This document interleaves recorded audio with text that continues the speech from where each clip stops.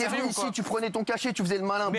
Wow, j'avoue que j'ai jamais vu un clash comme ça à la télé. Ok, bonsoir tout le monde, j'espère que vous allez tous très bien. Aujourd'hui on se retrouve pour une toute nouvelle vidéo. Dans cette vidéo, je vais vous parler de Cyril Hanouna et de Louis Boyard qui se sont clash à la télé devant des millions et des millions de téléspectateurs. Aujourd'hui, je vais vous dire toute la vérité autour de cette histoire. Je vais essayer de faire ça au plus simple pour les plus jeunes qui me regardent, mais aussi pour les plus vieux, pour que vous puissiez comprendre toute cette histoire sans qu'on rentre dans la politique, etc. Bien évidemment, avant de commencer cette vidéo, n'oubliez pas de rester jusqu'à la fin, c'est très important. N'oubliez pas de liker et de vous abonner, ça fait toujours plaisir. Et nous, commençons cette vidéo. Bon, il y a de cela quelques jours, on a pu voir sur l'émission TPMP, Cyril Hanouna clasher Louis Boyard, qui est un député, un très jeune député. Et pour les personnes qui n'ont pas vu ce clash, ou même les personnes qui l'ont vu, je vais vous remettre la vidéo pour que vous soyez dans le contexte et qu'on puisse en parler juste après. Je vais vous donner l'exemple rien que de Bolloré, qui a déforesté le Cameroun. Je vais vous donner excuse-moi, mais il faut arrêter de prendre les véhicules concrets. Des richesses, il y en a, il suffit de les partager. Excuse-moi, mon chéri. Les députés représentent le peuple, voilà, c'est un exemple, tu sais que t'es dans le groupe Canal.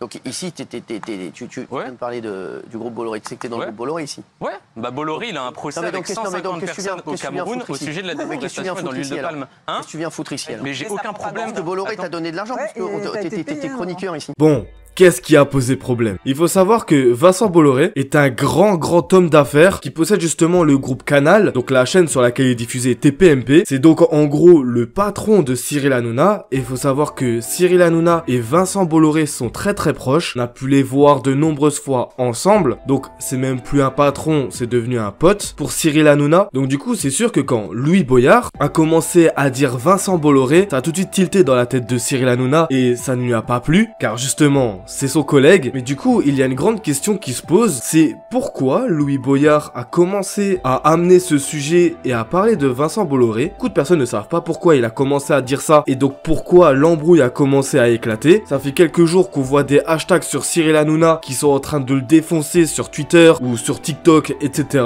Et je me suis renseigné et je vais tout vous expliquer. En se penchant un peu plus sur le sujet, on peut voir qu'ils parlent des migrants. Ils font un comparatif entre les migrants et les SDF en France par rapport à leur avantage, etc. Et donc du coup on se pose la question, c'est quoi le rapport entre Bolloré et les migrants? Et bah faut savoir que cette phrase là, que dit Louis Boyard, je vais vous donner l'exemple rien que de Bolloré, qui a déforesté le Cameroun. Bah cette phrase là n'est pas à prendre à la légère, car justement il a voulu faire un lien entre ces riches milliardaires qui appauvrissent l'Afrique et qui justement oblige à faire partir ces migrants de leur pays pour venir vers l'Europe. Sauf que Cyril Hanouna a décidé de s'exciter et de le clasher. Ta chaîne, ça devrait même pas être écoute-moi bien, moi je ne crache pas dans la main qui me nourrit.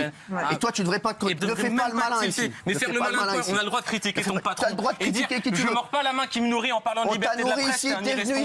T'es venu ici, tu prenais ton cachet tous les soirs. Mais toi tu prends ton cachet tous les soirs. Mais moi c'est mon métier. Ce qui a fait que Louis Boyard n'a pas pu terminer sa phrase, donc n'a pas pu donner la raison de pourquoi est-ce qu'il a prononcé Vincent Bolloré. Et donc du coup, quand on regarde ça, on peut voir que ça a un sens justement. Et honnêtement, même si c'est le patron de la chaîne, on a affaire à une émission d'actualité et le fait de le clasher dès qu'il a dit ça crée un espèce de boycott. Et c'est pour ça que suite à ça, Louis Boyard a demandé l'ouverture d'une commission d'enquête à l'Assemblée nationale, donc c'est pas rien. Il a surtout été vexé par rapport à cette phrase. Ta chaîne, ça devrait même pas être écoute-moi bien, moi je ne crache pas dans la main qui me nourrit. Et toi tu devrais pas te cracher sur la main qui t'a nourri parce que c'est moi qui t'ai nourri.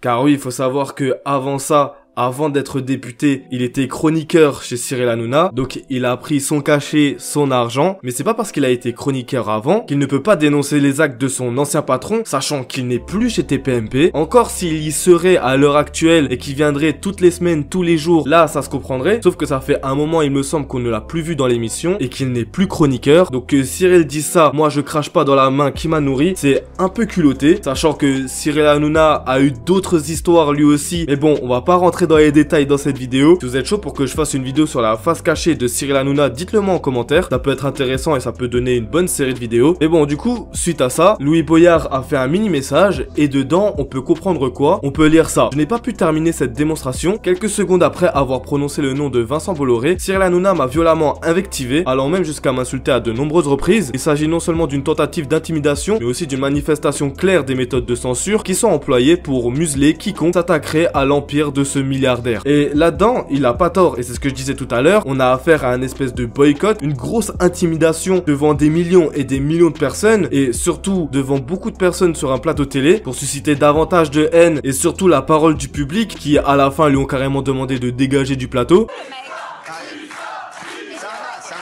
Donc là, on a très clairement affaire à une méthode de censure, mais il nous explique bien que l'objectif était de souligner l'impact d'un milliardaire français sur l'appauvrissement de la population sur le continent africain, un mécanisme bien connu, puisqu'il répète dans l'histoire coloniale, qui pousse des habitants à prendre tous les risques pour trouver une vie meilleure de l'autre côté de la Méditerranée. Ce que je disais tout à l'heure, le fait que beaucoup de milliardaires appauvrissent l'Afrique pour que eux, ensuite, se dirigent vers l'Europe contre leur gré, car dans leur pays d'origine, ça ne va pas à cause de ces milliardaires français. Sauf que, bien évidemment, Cyril Hanouna s'est emporté dès qu'il a entendu le prénom de son patron, enfin du moins de son pote, et là j'aimerais venir à une partie où je vais un peu descendre Cyril Hanouna, y a pas d'autre mot. Honnêtement, je pensais pas en parler sur ma chaîne, je pensais pas parler de l'émission de TPMP dans sa globalité un jour sur ma chaîne, ni même de Cyril Hanouna, mais bon, faut se dire ce qui est, au bout d'un moment, tout le monde en parle sur TikTok, sur Twitter, faut arrêter avec cette émission TPMP. Honnêtement, on a affaire à une personne qui est Cyril Hanouna, qui H24 coupe la parole, qui se prend pour on ne sait pas qui, avec un énorme culot sur les plateaux télé et qui veut faire le gros rebelle et la grosse tête. Il suffit juste de voir quelques clips comme ça. Parce que c'est nous qui les payons, je vous le dis, cette bande de